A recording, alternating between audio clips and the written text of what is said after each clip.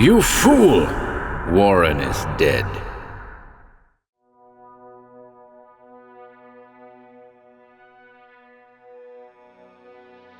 Welcome to HorrorBabble.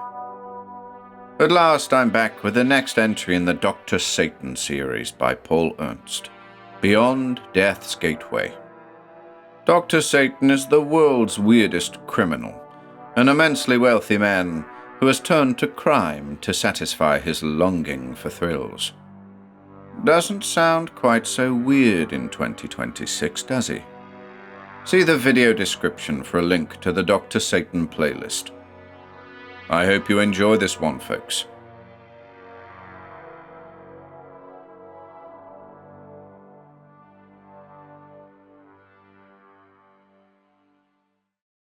Beyond Death's Gateway by Paul Ernst.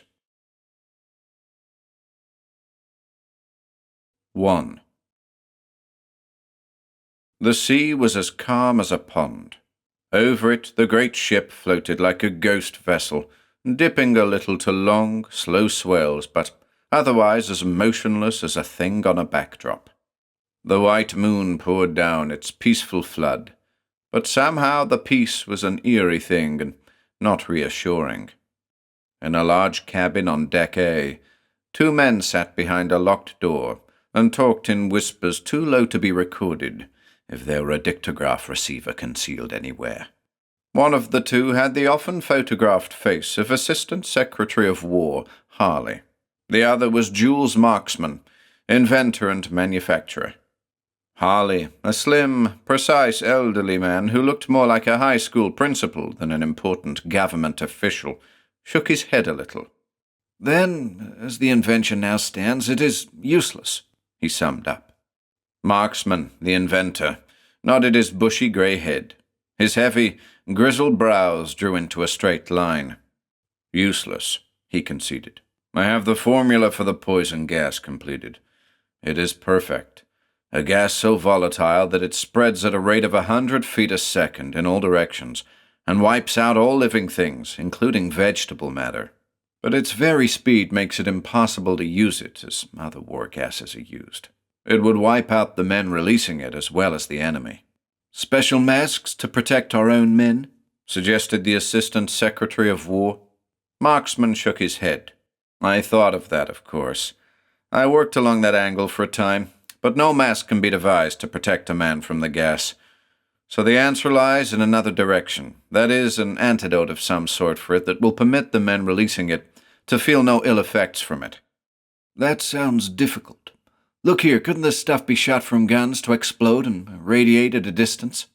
"No, it is so highly explosive itself that no shell can be designed to keep it from exploding when the gun charge bursts, when its high volatility spreads it all around the gun. Again, our own men would die from it. No, the only answer is the antidote that will make the core releasing it immune to its deadly effects." Harley stroked his long, spare chin. "You've worked along that line, Marksman?" "Yes, I've been working on an antidote for 18 months. The final solution is not yet worked out, but I'm getting close." Marksman looked at the locked cabin door and lowered his voice still more. "I have an antidote at present that will counteract the effects of the gas, but its own effects are almost as serious. The man who takes it literally dies for a short space of time. His heart and breathing stop. Blood circulation ceases. He's a dead man for about 12 hours. Most curious." "And most unfortunate," Harley said dryly.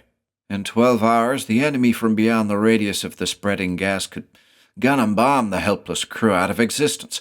But tell me, how can men die for 12 hours with the bloodstream stilled and liable to coagulate, and then come to life again? Or do they?" "Yes, they do. I don't yet know how. The blood should coagulate, but it doesn't. Perhaps some life force beyond power of detection still functions enough to keep the body in shape to be reanimated when the effect of the antidote wears off. Anyhow, that's what happens to a man who takes it in its present state. He literally dies for half a day, then comes slowly back to life again." "Have you tried it on anyone?"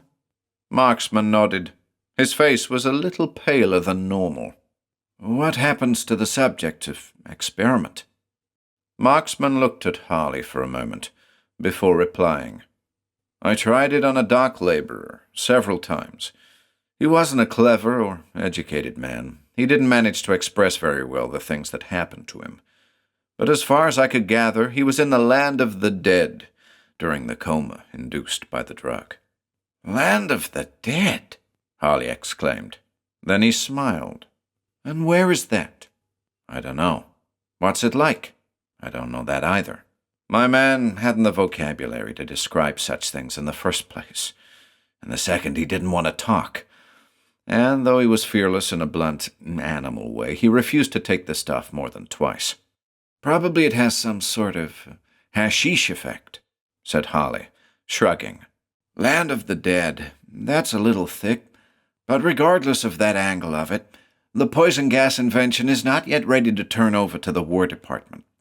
Is that it?" "That's it," said Marksman. "The gas is perfected, but the antidote is not. And until it is, the whole thing remains only a novelty, a dream of empire that can't be crystallized till I have finished work." Harley fingered his lean chin. "Don't overlook the fact that, even as matters stand, you have a very valuable secret," he warned. "Any power on Earth would pay millions for the uncompleted formulae, on the chance that they could work out the conclusion in their laboratories. You have the formulae written out?" Marksman nodded. "They're too complicated to carry in my head." "You keep the papers in a safe place?" Marksman smiled a little. He drew from his vest pocket a small capsule, like a quinine capsule. It looked like some sort of dyspepsia medicine he carried for use after meals. "The formulae are on an onion skin paper in this capsule. If ever I am threatened for them, I swallow them. The capsule dissolves in my stomach, and so do the formulae. I hope the necessity for swallowing them doesn't arise, for it would take me 6 wasted months to rediscover a few of the obscure chemical combinations in the formulae. But it can be done if necessary." Harley nodded. "As safe a way as any, I think. Well, good night, Marksman. Take care of yourself, and for God's sake give the United States first chance at your gas and antidote, when it's worked out." "I'm American," was Marksman's simple answer. "I have worked in France because a colleague there has just the laboratory equipment I needed. That's all. My own country gets the invention when it is completed, as a matter of course." The two men shook hands. Harley left Marksman's cabin. Marksman stared at the little capsule in his hand, which contained the nucleus of the mightiest war weapon ever devised. Then he slipped it into his vest pocket again. The night was warm, almost stuffy. He lit a cigar, put on a plaid cap, and went up on deck.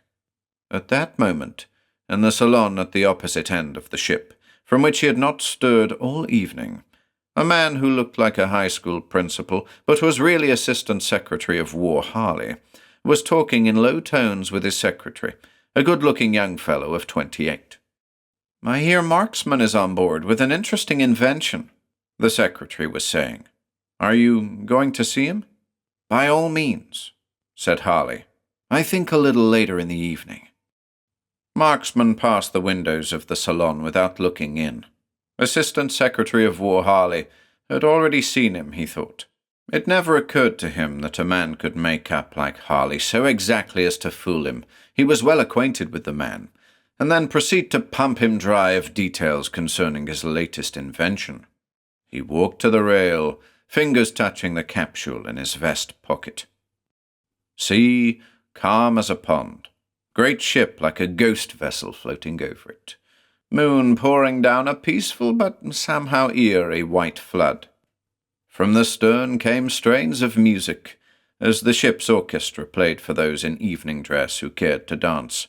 From the salon nearest to where Marksman stood by the rail came a burst of laughter, as members of a salesmen's convention to Europe laughed over a joke. Right behind Marksman, there was an iron staircase leading up to the boat deck. From that deserted upper deck, a figure appeared. It blotted out the faint light at the head of the stairs. It began to descend, slowly, without a sound, like a great snake slithering down on its prey. Once Marksman turned for a moment. The black figure became a motionless blot on the staircase. Marksman looked out over the sea again. Then the figure recommenced its crawling descent. A faint streak of light from the drawn shutters of a nearby cabin flicked over it. It revealed a form in a black cloak, with a black hat pulled low. That was all. The face could not be seen, yet evil radiated from the form as heat radiates from black-hot iron. The black figure reached the deck and took 2 rapid strides toward the inventor. Gay laughter from the salon, casual music from the dance floor, and on the deck, death. Marksman tried to cry out. A steely arm hooked around his throat prevented a whisper from coming from his lips. His hand darted for his vest pocket, and he raised the capsule to his lips and took it into his mouth. The arm around his throat was replaced by steely hands. He couldn't swallow. His face grew blue, purple, with eyes starting from their sockets as he fought for breath. Then his writhing body became still. It hung from the iron grip of the hands around his throat. One of the hands shifted. Fingers, gloved, pried open Marksman's jaws. They took the melting capsule from his mouth. Then the dark figure heaved upright. A thing like a badly tied bundle of rugs went over the ship's rail. There was a faint splash, almost inaudible in the plashing of the ship's progress. The dark figure watched Marksman's body float astern like a drift log in the white wake of the moonlight. Then it turned and melted into the darkness of the nearest companionway, and with it went the formulae of the new gas and its partly perfected antidote. 2. On a hill fronting the shore of the bay among great estates forming the cream of the big houses in the wealthy resort town of Red Bank, New Jersey, was the home of Linton R. Yates. A 30-room mansion, it crowned the hill like a coronet of grey, cut stone. At the moment it was dark. No light showed from any window, even the windows in the servants' quarters. It looked empty, but it wasn't. In the darkness of the side driveway, a roadster stood.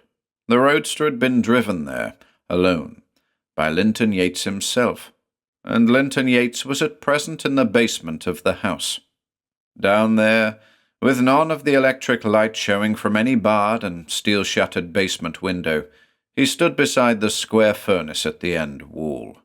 His withered old hand went out. He touched a small discolored patch in the wall next to the back of the furnace. A section of the wall hinged out. Grey-bearded, wizened, crafty-looking, the rich man stared furtively around him before he stepped into the hidden basement room, revealed by the swinging back of the concealed door. As he entered the room, he touched another discolored patch in the stone wall, and the door closed after him. There was a great safe door in the floor of the 10-by-10 cube. So large was it that it almost formed the floor of the room. Rubbing his hands together with a dry, rasping sound, Yates walked over the safe door to a big knob in its center. He twirled that to the required combination, walked off the door, and threw a small switch. There was a hum as a half-horsepower electric motor spun gears that slowly raised the ponderous door. Yates went down 2 steps into the safe. Here was a great heap of small, dirty yellow bars, and a square steel box. The yellow bars were gold, tons of the stuff, hoarded here by Yates against the day when the country would return to the gold standard, at a new and high dollar value that should give him $2 for every one he had spent for the precious metal. The steel box. Yates chuckled aloud as he passed the bars of gold, and went to the box. It weighed perhaps 100 pounds. It was with a panting effort that the wizened old man managed to open the lid. With the lid opened, he crooned aloud, as a man might talk to an adored pet. A coruscating, varicolored fire came from within the box. It was cold fire. Yates plunged his hands in and lifted them. The fire trickled back down between his fingers and into the box again. The fire of diamonds, hundreds of them, unset but perfectly cut. Diamonds and gold, the two commodities, particularly gold, that always have at least some solid worth, no matter to what low price levels other commodities sink. "With these," whispered Yates, eyes gleaming, "I am secure. No man or form of government can harm me, make me poor." He let diamonds trickle through his claw-like fingers again, then stiffened suddenly.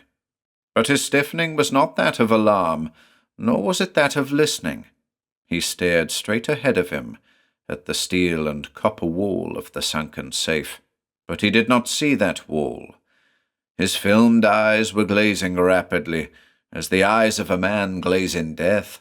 His body was as stiff suddenly, and for no apparent reason, as a thing of wood. For perhaps a full minute he stood there, bent over the box a little, with the last of the diamonds trickling from his cupped hands to the strong box. Then, slowly, he began to sag toward the floor. He sank to his knees, his rigid stare still centered on the safe wall. He fell, like a falling log, prone beside the treasure box. He was dead. A glance could reveal that fact. But in a moment it was revealed that his death was not the most horrible part of the unseen drama to be played in the sunken safe. The dead body abruptly began to lose its solidarity of outline. Its demarcations became blurred, as the surface of hot stone is blurred when heat waves shimmer up from it. And, as the outlines became more and more blurred, they commenced to dwindle. The dead body shrank like wool in hot water. It got smaller and smaller, till it was like the form of a doll dressed in doll's clothes to resemble an old man. And then there was nothing in the safe but the dirty bars of gold and the small box of gems. At least, a glance would have intimated that there was nothing. Only a careful look would have shown, on the floor beside the box, a tiny thing like a watch charm shaped in human form. That was at 11:30 at night. At 12, a big closed car drew up behind Yates's roadster under the side portico. From it descended a figure cloaked in black, with a black hat on its head, the brim of which hid all trace of its features. The figure worked an instant with the lock of the side door, opened it, and walked in darkness to the basement stairs. Beside the furnace, a gloved hand, gloved in red instead of in more conventional hue, went out and touched the discolored patch. Leisurely, the figure went into the hidden basement room. It lifted the box of gems first. The box was borne to the big closed car. Then, bar by bar, the gold followed, carried by the dark figure as though the 250 pounds each weighed was scarcely more than a normal load. With plenty of time between trips, the big car was loaded till it sagged drunkenly low on its springs. Then it was backed out of the drive under the red-gloved hands of the dark form at the wheel. It slid soundlessly into the main road, turned, and took the wide pike toward New York City. It was at 3 a.m. when the Red Bank chief of police, a dark-faced, slow-moving man named Carlyle, who was high in New York's detective bureau, and a man with black hair and steel-gray eyes, entered the sunken safe in the hidden basement room. "See," said the Red Bank chief, "it's all like I phoned you, Carlyle. Yates's roadster's at the side door, lights out and motor cold. The cook next door reported seeing the old man drive in, and after he'd been in the place 2 hours with no lights on, she had sense enough to think something funny was going on and phone me. But I get here and find this safe open and empty and no sign of Yates. Now where the hell is he? He ain't in the house and he ain't on the grounds. He couldn't have gone far without his roadster. And anyhow, his safe's cleaned. It must have had something pretty valuable in it. He certainly didn't clean it out himself and then just walk away somewhere, leaving it wide open." The tall man with the coal-black hair and the grey eyes stooped suddenly. He picked up something from the floor, near a square in the dust that looked as though a box had rested there recently. "What did you find, Keane?" Carlyle asked. Ascott Keane, probably the most competent detective alive, though few knew him as anything but a polo-playing rich man's son, faced Lieutenant Detective Carlyle. "Nothing but a burnt match," he said, holding out a paper match with a charred end. "I don't think it will tell us much." He gave the charred match to Carlyle, but into his coat pocket went another small object, hardly bigger than the match, which he had picked up from the floor at the same time and palmed. Carlyle grunted at the match, then looked expectantly at Ascott Keane. "Well," he said, "you once told me to get in touch with you any time an especially mysterious crime was done. This is crime, sure enough, and damned if it isn't mysterious enough. Think your pal Dr. Satan did it?" Keane shrugged. There undoubtedly was something of great value in this carefully concealed strong room. There must have been a great deal of it, probably hoarded gold. Certainly Yates wasn't able to carry it away. He was an old man, rather feeble. Somebody got rid of him somehow, when he was down here counting over his buried treasure, and then carried off the treasure. And from the complete absence of all clues, I'd say the person clever enough to do that might have been Dr. Satan. Carlyle stared curiously at Keane. Keane's face was as calm as a poker player's, but it was to be noted that fine beads of perspiration were on his forehead, and that his cheeks were not quite as calm as his expression. Hard muscle ridged them. "That all you got to tell me?" he said. "That's all for the moment. I think I'll run along." "But you just came," Carlyle said, disappointed and a little suspicious. "You haven't looked around at all." "Looking around won't get you anywhere if this is the work of Dr. Satan, and I'm sure it is. A lot of quiet study in a secluded spot is more to the point. I'm off to indulge myself in that now." He nodded to the two men and left the basement. Behind Yates's car was the police car the chief and Carlyle had come in. Behind that was Keane's long, low-hooded sedan with its streamlines and its 130 miles an hour of speed under its hood. Beside the driver's seat was a girl waiting for him. She was tall and lithe. Her dark blue eyes in the light from the dash softened as they turned on him. Her hair, escaping in a few tendrils from under a smart small hat, was coppery brown. This was Beatrice Dale, Keane's secretary. No, more than secretary. She was his able assistant, his right-hand man. More than once in his pursuit of the monster of crime who called himself Dr. Satan, Keane had reached the point where he could hardly have carried on without her aid. "What did you find?" she said eagerly, as he took the seat beside her and started the motor. "Was it Dr. Satan's work?" Wordlessly, in answer, Keane handed her the small thing he'd picked up from the floor of the rifled strong room. Then he slid into reverse gear as she looked at it. "Ascott, what is it?" Beatrice said. "It looks like a tiny doll, yet it gives me the creeps somehow. It seems to be made of rubber or some such stuff. A little doll, hardly more than half an inch long. What is it?" Keane tooled the car onto the highway and started along the New York Pike. He glanced somberly at her. "What is it? Well, it isn't a doll. Here, give it back to me before I tell you." He took it from her fingers and put it back into his pocket.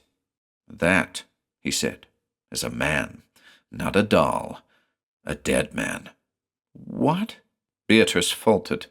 "It's the remains of Linton R. Yates. Now, you're not going to faint. I wouldn't have told you if I thought you were apt to do anything silly." Beatrice Dale straightened her swaying body in the seat. She drew a deep breath, and her voice was measurably calm as she said, "You flatter my nerves, I'm afraid. My God, a dead man, and I held it." It was notable that she didn't question for an instant the statement that a thing like a tiny doll which could be held in the palm of her hand, was impossibly a dead body. She had worked with Keane long enough to know that his statements were apt to be infallible, and the feel of the little thing that had given her the creeps bore out his fantastic declaration. "Yes," he said, as the car leaped toward 80 miles an hour. "That little thing is Linton Yates, retired oil magnate. Can you imagine his loving family gathered around that during a burial ceremony, like burying a watch charm with all due pomp and surroundings?" "Then it was Dr. Satan. Nobody else on earth could have done so hideous and bizarre a thing. But how?" She stared at him, still pale, eyes wide. Keane frowned at the night, into which they were boring at express train speed. "I think I know how. I'll make sure when we've got to my library at home." That was at a little after 3. At 4, they stood in Keane's book-lined library, beside the great ebony desk at which he had sat studying so many problems arising from the ghastly genius of Dr. Satan. Keane was reading a 2-year-old scientific paper entitled "The Possibilities of a Death or Disintegrating Ray" by someone named Bernard Hallowell. The death ray, so called from popular speculations of a disintegrating device by the public press, is not at all an impossible dream. I am working on some such device now. I have come close to its solution several times. As none of the features of my invention has yet been perfected to the point where they can be patented, I will naturally not reveal particulars to you. But I can describe the result of the machine when, and if, it is completed. My apparatus could be pointed and aimed as accurately as any gun, so that the ray it emits can kill one person, and one person alone, at a distance up to 40 miles. Or the ray could be so diffused that all things within a 40-degree arc of its muzzle, at a lesser distance, however, would die. The ray strikes instantly dead the thing it is loosed upon. Then it further disintegrates the flesh of the carcass, by causing the molecules to split apart and stream away through solid objects around it and eventually into empty space. How can I know this, when I have never yet quite completed a machine? My only answer, unfortunately not provable since I cannot let anyone see the fruits of my experiments to date, is that I have come near enough to the solution of the problem to watch an effect similar to what I describe begin on bodies of animals in my laboratory.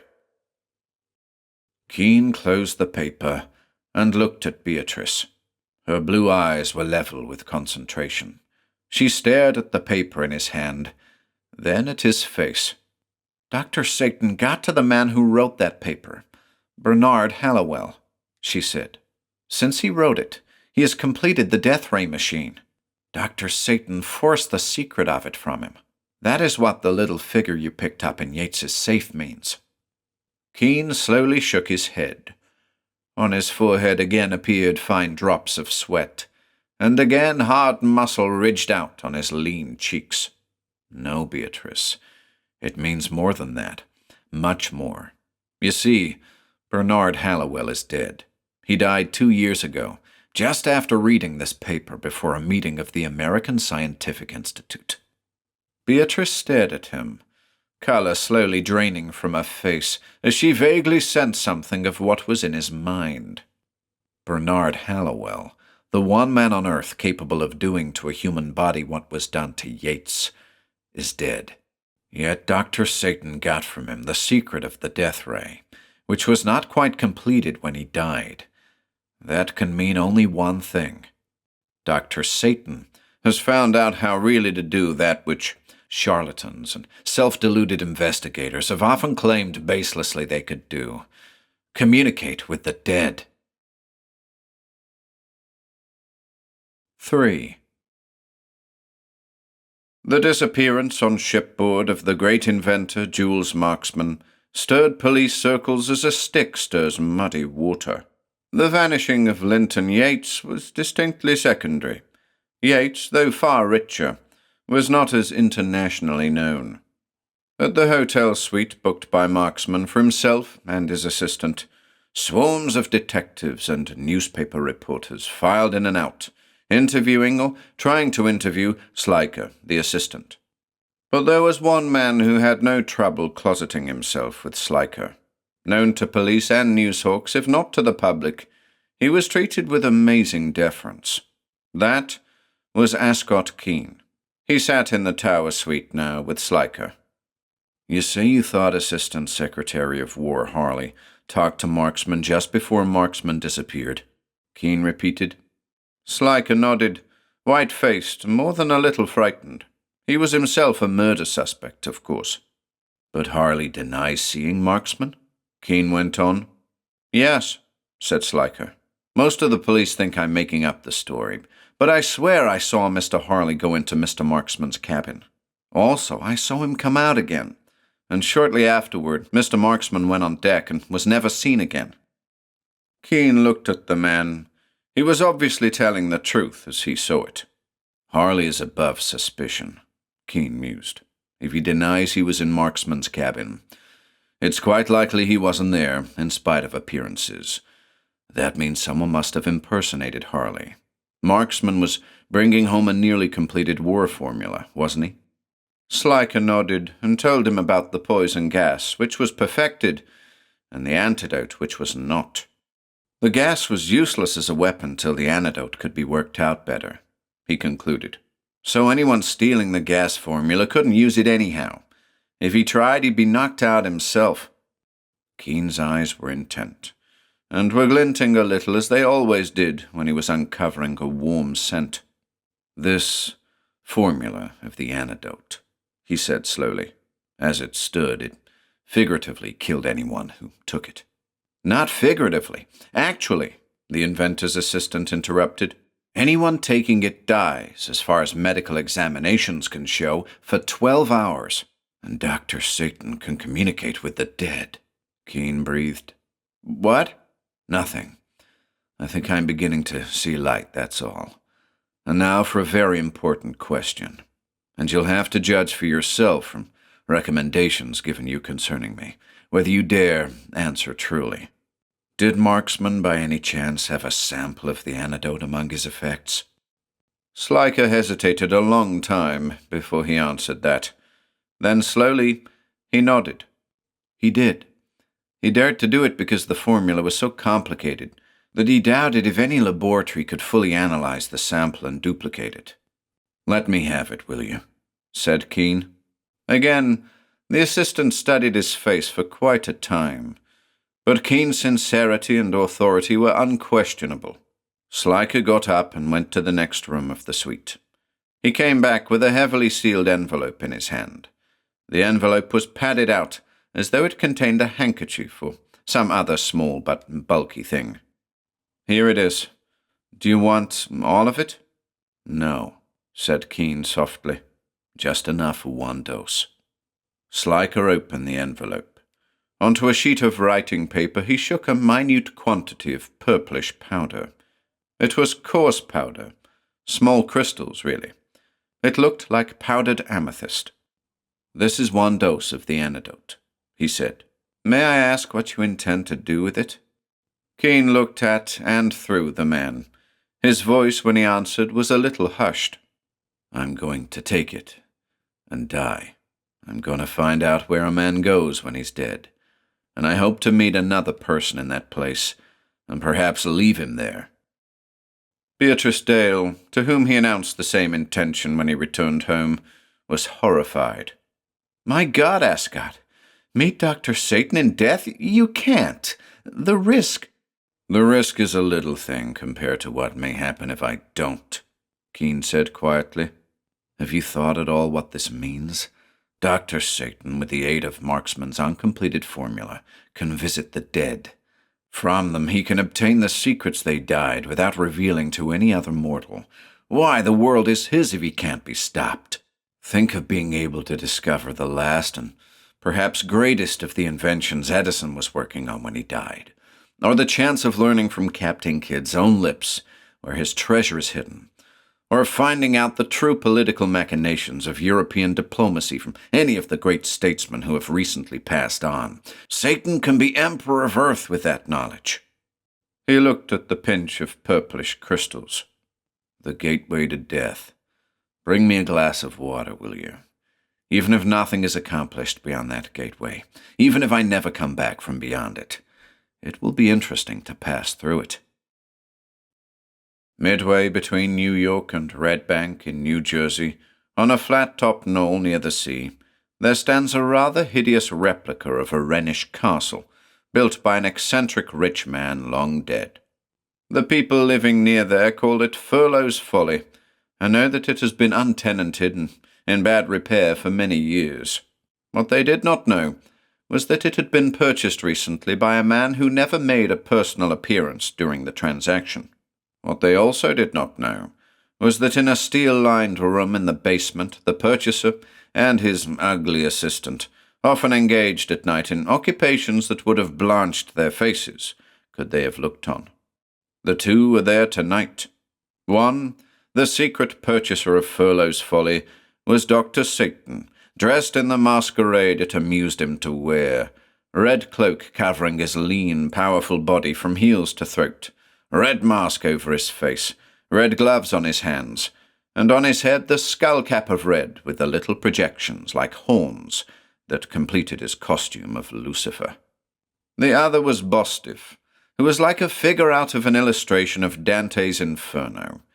He had no legs. He hitched his gigantic, formidably muscled torso about by using his arms as legs and resting his weight on the calloused backs of his hands. His eyes, dull, dog-like, stupidly brutal, followed the red-clad figure of his master constantly. Dr. Satan was bending over a long, plain table which was littered with laboratory instruments. He was manipulating a small glass beaker in which a purplish, heavy liquid was rapidly drying into fine, purplish crystals. From time to time he consulted a wrinkled small bit of onion skin paper that had formerly been rolled up in a capsule. He shook the dried crystals from the beaker onto the table. "Ready, Bostif," his harsh voice droned out. Bostif went to a corner of the steel-lined room. There was a low divan there. He wheeled it toward Dr. Satan, who lay down on it. "For 12 hours, Bostif," Dr. Satan said. "My body is helpless, a dead thing. Remember that, and don't let anyone force a way in here." "Yes, master," Bostif rumbled, gazing at the purple crystals with dull fear in his eyes. "On my first trip to the land of the dead," Satan said harshly, "I got from Halliwell the secret of the death ray. Now I can kill from a distance and loot the possessions of the victim at leisure.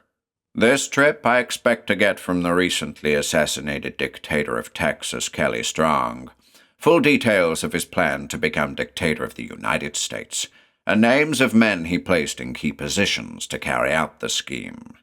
He was ready to start his plan in motion when he was killed. I shall carry on for him and become dictator in his place. How would you like to be Secretary of State of the United States, Bostif, with countless men and women dancing to your whims to avoid being killed or thrown into jail?" Bostif licked his thick lips, and his dull eyes gleamed. Dr. Satan laughed arrogantly and poured the purplish crystals into a glass of wine. "Then guard my helpless body with your life, oh, good and faithful servant," he said mockingly. "And don't be so misguided as to attempt to remove my mask and see my face. No man may do that and live." Dr. Satan raised the glass of wine, in which was the little death of Marksman's antidote, and drank. 4. 2 people had taken Marksman's drug and died the little death. The dock laborer on whom Marksman had experimented, and Dr. Satan. Now, with Ascott Keane's taking of the purplish crystals, there were 3. His first sensation after swallowing the stuff was pain. His body ached as though every bone in it had been broken. He felt as though each nerve were being slowly rasped with red-hot files. It hurt to die, was his last conscious thought. and after that he seemed to fall into a deep and dreamless sleep that might have lasted a moment or two, or 1,000 years, so that his next thought was, the gateway of death is no black river or cavern mouth guarded by the many-headed watchdog. It is sleep. But that was a dim thought, quickly lost in a fog of blind horror, as his senses slowly struggled back to him. What was it that horrified him? For a long time he did not know, could not define it. He had been sitting at his ebony desk when he drank the antidote. When he regained conscious thought, he did not know whether he was sitting or standing, for he seemed to have no body, no weight, and that was odd, for when he opened his eyes he could see a body. He seemed as solid and weighty as when he had swallowed the drug, and was clothed as he had been then, in most prosaic blue serge. Yet the inability to tell whether he was standing or lying persisted. He simply was. He existed in what? It was the answer to that which finally brought his blind feeling of horror to a head, for he seemed to exist now in nothingness. Beneath him he could see nothing, no ground as we know it or surface of any kind. Around him was nothing, over him was nothing. It was as though he had been transported with the drinking of the purplish liquid into the immensities of space, and then had seen the stars wink out till none remained. Yet this vast nothingness in which he found himself was not a thing of darkness. Vague grey light was diffused everywhere, like dim moonlight, which is not strong enough to outline things tangibly, yet gives an impression of so doing. A nothingness of grey space, with Ascott Keane existing in it, but not knowing whether he lay or stood, because around him was no single thing by which to orient himself. Where was he? In the land of the dead. And the land of the dead, it seemed, was nowhere. Yet he existed, saw himself as he had been last in life. He had, at least to his own perceptions, body and individuality. But that may be simply the materialization of my thoughts of myself, he thought. If that is so, then I have the answer to the question. Does living intelligence die? It does not. The body does, but not the intelligence directing it. Now, as he existed in the spaceless, dimensionless, objectless grey nothingness, Keane became aware of sensation, of other thoughts and feelings all around him. Countless forces had their source near him. He felt as one feels when surrounded by a great host of people, yet he could see nothing, though the feel of being hemmed in by countless others grew stronger with each passing minute. Minute? That was a figurative term, for along with the loss of dimension and space and outline as the living know them, Keane had lost all time sense. Maybe, he thought, I am invisible to them too. Perhaps only the thinking of myself makes me perceptible, and that only to me. The corollary notion came at once. But if that is so, then I should be able to see others if I think of them. Then it is directed thought which makes outline here in this great place, which makes tangible outline. Well, there was a way to test that. If he thought of someone he had known, now dead, that person might appear. The most obvious person was his father, who had died when Keane was 12, and whom he had admired as much as he loved. He thought of his father, heavy-set, with keen grey eyes under bristling grey brows, and with stubby, powerful hands thrust always in his pockets. And his father appeared before him. Keane thought he cried aloud, but there was no sound in this land of the dead. He felt his throat swell with the impulse for sound, and that was all. "Dad," Ascott. But there was no sound. Vibration, thought waves, the means of communication were as intangible and cloaked in luminous grey mystery as everything else here. Keane only knew that he looked at his father, dead for 20 years, and felt him name him. "So you have died, my son," emanated from the figure seemingly of solidified mist that had appeared with Keane's thought of it. "Your mother will be anxious to see you." My mother? Then everyone we knew, all people, have a life after death. They exist as they did on Earth. Keane thought his father smiled, but he could not be sure, because he could not be sure if the face and form of his father were appearing before him in actual sight, or behind his eyelids, formed by imagination. Not quite as on Earth, his father said, or rather radiated. Here, nothing has actual form. You and I, as well as all other living things, are bits of the great central plant of life force, which actuates everything that breathes. When we die, we are reabsorbed by the great life stream, though we know no more about it than a drop of water knows the meaning of the river that recollects it after it's been drawn to the sky by the sun and released again in rain. But I see you. I see myself. You see your thought of me, of yourself, not substance. There is no substance here. You will find out, now that you have died. Keane thought, queer he doesn't know that I haven't really died, that I will return from this grey land. Then he realized that secret thoughts were as evident to his father as specially directed ones were.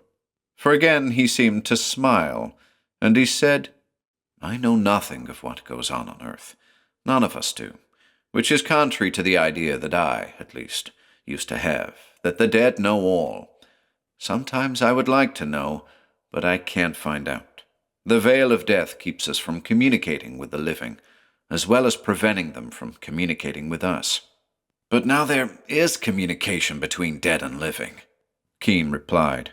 And that is why I'm here. On Earth, a man invented a war weapon which is useless without an antidote that makes it harmless to the men who use the weapon. The antidote, failing in its intended purpose, gives death for half a day to whoever swallows it. Another man, a person without conscience as well as without fear, stole this secret. He has used it to die, and while dead, to speak to those actually dead and get from them important information. Though how he can do that when they must know his purpose is evil and must try not to give it to him. Here, where all thought either takes physical expression or can be interpreted as clearly as audible speech in life, no thought can remain hidden, his father informed him. The man you describe has but to think his question, and whoever the thought is directed at will necessarily think the answer. For thought is involuntary, it cannot be controlled. Only physical expression of it can be controlled, and there is nothing physical here. Thought involuntary? Keane repeated to himself. He did not believe that. It had always been his contention that thought could be controlled by a strong-willed man. But now he was to have immediate proof of his father's correctness. It was miraculous to converse with him. It was miraculous and appealing to think of conversing with his dead mother, too, but there was a thought more insistent than either of these. That was the thought recalled strongly to him by speaking of Dr. Satan to his father, of the diabolical being he had come here to thwart. And so, converse with his mother and further converse with his father were not to be, for with his thought of Dr. Satan, the vague outlines of his father faded, and other outlines began taking their place. Satan, he thought. Now, I will see his face. But he had forgotten his own prosaic blue serge, the fabric that seemed to clothe him now, as it had when he died. More and more plainly, the outlines of the figure driving his father from his mind appeared to him, and they were still as secretive as they had been on Earth. He saw a lean, tall, red-cloaked shape, with a red mask over its face and red-gloved hands. He saw no revealed feature save arrogant, glittering black eyes through the red mask's eye-holes. Dr. Satan, still masked against disclosure of identity. But, with the detestably familiar red form, another was appearing, and, with the ability here to guess at all thought, even when that thought tries to conceal itself, he realized why. He was seeing the man Dr. Satan had taken the little death to find. His thought of Satan had brought him into materialization, and, as one object roped to a second will lift the second when it itself is lifted, with Satan had come the person he had been conversing with when Keane visioned him. Keane saw a face that was a little hazy and yet very familiar, a face that was heavy-featured, topped by wavy iron-grey hair, a face in which a large mouth was mobile over a long, cleft chin, a face often pictured, in life, in the papers. It was the face of Kelly Strong, in life political dictator of the state of Texas, presumed to have had designs on the presidency, and not quite the same presidency as that in the minds of the nation's founders, before he died. At the same time, Keane perceived with horror the significance of the meeting of these two, the strange but inevitable phenomenon of thought transference, which was the rule here, instantly spelled it out for him. Dr. Satan meant to get the whole of Strong's plans of dictatorship, almost completed before he died, and become dictator himself, and the idea of Satan as dictator was one to stagger the mind. My God, thought Keane, and I wonder if I've come in time to stop it. With his first materialization, Dr. Satan, as aware of Keane as Keane was of him, had turned snarling soundlessly from Strong. His black eyes bored into Keane's grey ones, insane with thwarted purpose. And, as both he and Keane concentrated only on each other, the materialization of Kelly Strong slowly disappeared. And in that instant, Keane had his answer, given him as helplessly by Satan's involuntary thoughts as Satan's dead informants gave up their secrets to him. Dr. Satan had not yet sucked the information he wanted from Strong. Keane had got to him in time. Keane! Was Satan's enraged thought, and, though the following words were born in Keane's brain rather than actually heard, he yet thought to hear the man's harsh, arrogant voice. In the devil's name, how do you manage to cross me here? But in Keane's mind he read the answer, as the question called up in Keane's brain the memory of his talk with Marksman's secretary assistant, and the obtaining of a dose of the antidote. So Marksman's man made it possible, Satan raged. And you guessed what I was doing by the results of the death ray on Linton Yates. Yes, I read it all. I tried to find you with the death ray first, but your damned ability in life, if not here, of shielding your thoughts from me made you an unlocatable target, where ordinary men were not. And so you're here. And so I'm here, was Keane's response. And of the two of us, one is going to stay, and I intend that that one shall be you. 5. Alone, in the great nothingness of grey, misty light, these two were. Alone in the place of the dead, for here nothing existed that was not thought of, and the two had no slightest thought for anything but each other. Dr. Satan's red-clad outline shimmered toward Keane, only a projected shadow of the red-clad body that lay in the steel-lined basement room of Furlough's Folly, but a shadow as sinister and real-appearing as the body itself. There is a hell in this place, my friend, he stated. I have been here once before, and I have found that out. It is like its denizens, only to be perceived when it is thought of. In that hell you shall remain, while I go back to life a dictator, and freed from your bungling interference forever. His black eyes gleamed more brightly. A hell, Ascott Keane. It's singularly fitting that I, Dr. Satan, should be the one to cast you into it. Keane made no reply. He couldn't have if he had wanted to, for now his eyes were beginning to see strange things in the grey mist, things conjured up by Satan's thought of them. Slowly, the empty space around him was being defined in the shape of a hollow globe, of which he and Satan were the center, and slowly the walls of the globe were narrowing down on them, and were becoming more definite, and Keane tried to cry aloud again, as he saw of what the globe was composed, but he could not, since there was no such thing as sound here. The walls of the globe were a solid, or seemingly solid, mass of bodies, but they were bodies such as had never before been seen outside a nightmare. Some had no heads. Some seemed all face and mouth, with tiny, puny limbs attached. Some were legless or armless or both, and all were blind. Pallid grey shapes in the pallid greyness, they writhed and reached toward Keane and Satan. Yet Keane knew intuitively that it was not Dr. Satan who engaged their attention, but solely himself, and he shuddered as he thought of being engulfed by the crippled, maimed, writhing things. "That is just what shall happen," he perceived Satan speaking to him. "They shall take your soul here, Keane. These things were men and women on earth. They were crippled morally, as society chose to express it, just as you believe I am morally crippled when really— but we won't go into that." The black eyes glittered satanically. "Here, after death, they are warped and deformed as they were in life. Creatures of hell, Keane, and as destructive and murderous here as when they had actuality. But it is seldom they have the chance to try their talent for destructiveness now. They shall try it on you."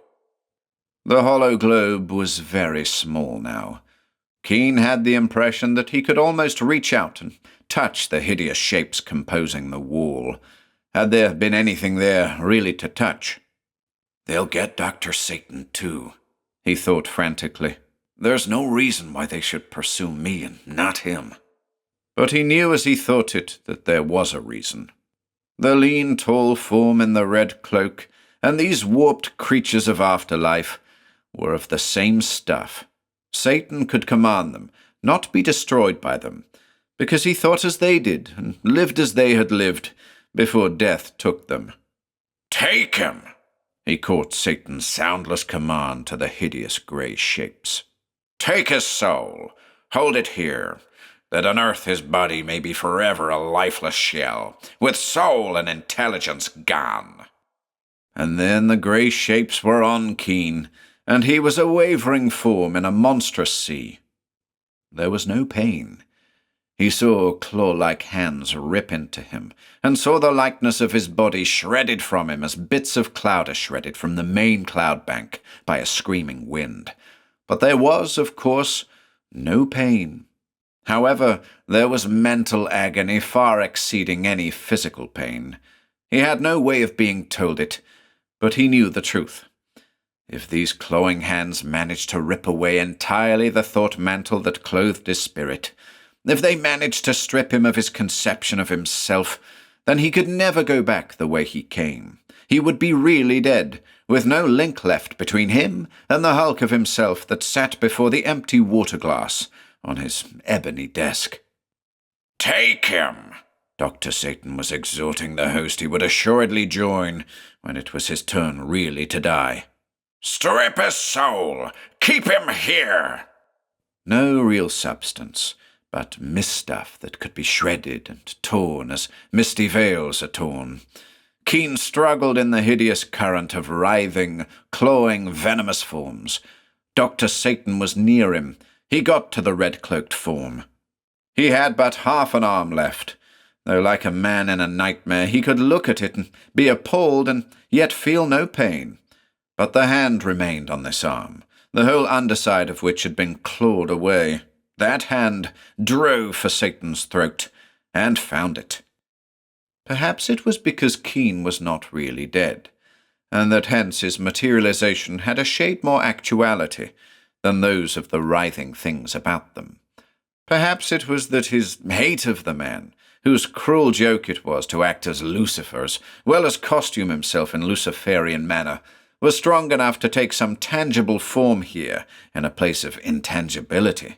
At any rate, Keane's one crippled hand did more damage than all the clawing hands of all the clawing things that tore at him. Like a ball of mist on a mist column, Satan's head wavered and seemed about to leave its body as Keane's hand grasped at the shadowy throat. "Take him!" Satan exhorted, frenziedly, fearfully, to the crawling throng. "Take him!" His own red-gloved hands were wrenching and tearing at Keane's mangled wrist, but they could not tear it loose. "Take him!" Something was happening to Keane. Suddenly, impossibly, he was beginning to feel pain. It was as though every bone in his body were being broken and every atom of flesh on them crushed. As the pain swept down on him in ever-increasing waves, the horrible grey shapes faded from his perception, as did the red-clad form of Dr. Satan. The luminous grey nothingness in which he had moved for an unguessable length of time, it might have been a minute or a year or a century, began to fade too. There was Satan's thwarted, raging command, "Take him!" There was a last, vengeful tightening of his hand on Satan's throat. Then the pain mounted over everything else and robbed him of consciousness. A voice was calling to him, a girl's voice, frantic, urgent. "Ascott! Ascott!" He tried to open his eyes, and could not for a moment. He was shuddering, and felt clammy with perspiration. He had just undergone some terrible ordeal, but for a little while longer he was spared memory of it. "Ascott, darling!" He knew that voice. Yes, the voice of Beatrice Dale. Yes. With an enormous effort he opened his eyes. He saw the polished ebony of his desktop within inches of his face, saw his hands. His hands! He gasped and stared at them as memory returned. But his hands were all right. He had them both, and neither was torn nor mutilated, nor were his arms. "Nightmare," he muttered. But he knew better than that. He had undergone an actual experience in an actual place, the land of the dead. Now he sat up. He had been slumped over his desk with his hands supporting his head, while his intelligence roamed afar from his body under the influence of Marksman's antidote. But now he sat up, and saw Beatrice's white face. "Ascott, thank God! You've been unconscious, dead from all appearances. For an hour over the 12, the drug was supposed to stop working. I was going to call a doctor, the police, anything, but now..." "Now I'm all right," said Keane, breathing heavily. "All right. Now, nightmare I went through." Beatrice bathed his clammy face, gave him adrenaline, ministered to him with all the affection she kept from expressing verbally for him. And then, when he was breathing normally and, while pale, seemed all right again, she said, Did you find Dr. Satan, Ascott?" Keane's nostrils thinned. "I did. I got him in time. And he almost got me. He calls himself Dr. Satan. And there is a hell, Beatrice, and at his command I was almost kept in it. I wonder..." Many a circumstance is shaped apparently by coincidence, and many a mortal unconsciously acts in a way to bear out literally the conceptions of religion. An actual hell. I wonder if our red-cloaked friend really could be an incarnation of the evil force we've always called Satan, though he himself thinks he is only acting a part. "Drink this," said Beatrice, handing him a cup of coffee with the practicality of the female. "Ascott, did Dr. Satan come back to life too?" "I'm afraid he did," sighed Keane. "Then everything was useless. Satan can return whenever he pleases and get the secrets of the dead as he did before." Keane shook his head. "That, at least, I think we can stop. There is a hell, and creatures in it like maimed demons. Then it follows that there must be beings in the land of the dead who were decent in life and so are in death. And it also must follow that they outnumber the maimed." He stared at the coffee, making no effort to drink it. "I was almost kept from returning to life by the things from hell. I think Dr. Satan might be kept from returning to life by the decent dead. Anyway, I'm going back now to see my father and ban the dead against Satan, if he should ever return. Go to Marksman's assistant and get another dose of the antidote. For God's sake, Ascott. Keane stared at her. His eyes were as grim as death, and as impersonal. Get more of the drug, please, Beatrice. Beatrice Dale's lips parted, closed again without uttering words. She turned and left him.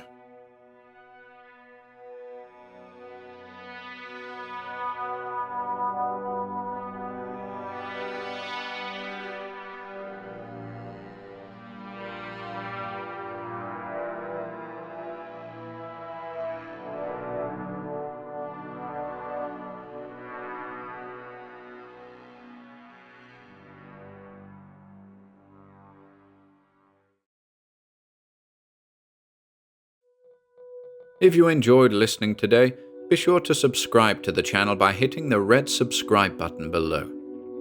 After doing so, click the bell icon next to the subscribe button to receive new content notifications. If you'd like to support our work and receive exclusive perks, consider becoming a channel member by clicking the join button below. To support us in other ways, see the video description for links to our Bandcamp and Patreon pages, and further information relating to our releases on Audible, iTunes, and Spotify. And until next time.